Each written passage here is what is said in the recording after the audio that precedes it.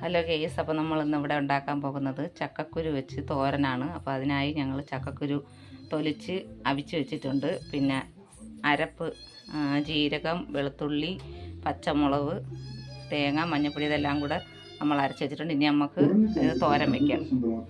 Hello guys, അപ്പോൾ നമ്മൾ തോരത്തിനുള്ള ചട്ടി വെച്ചിട്ടുണ്ട്. ചട്ടി ചൂടായിട്ടുണ്ട്. ഇനി നമുക്ക് എണ്ണ ഒഴിച്ചു കൊടുക്കാം.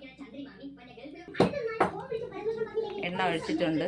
ഇനി നമുക്ക് എണ്ണ ചൂടായതിന് ശേഷം കടുക് ഇട്ട് കൊടുക്കാം.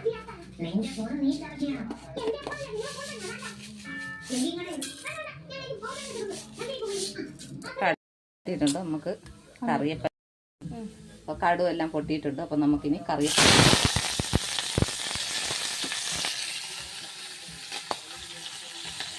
അപ്പോൾ നമ്മൾ അവിച്ച ചക്കക്കുരു ചെറുതായിട്ട് അരിഞ്ഞ് വെച്ചിട്ടുണ്ട്. ഇത് നമുക്ക് എണ്ണയിലോട്ട് ഇട്ട് കൊടുക്കാം. നന്നായിട്ടൊന്ന് ഇളക്കി കൊടുക്കാം.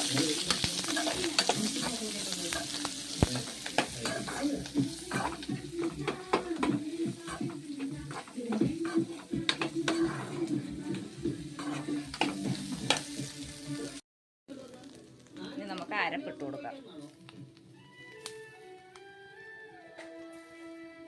ഇത് കാന്താരി മുളകാണ് ഞാൻ അരച്ചിരിക്കുന്നത്.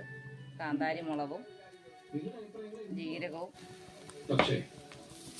തേങ്ങയെല്ലാം കൂടി അരച്ചതാണ്.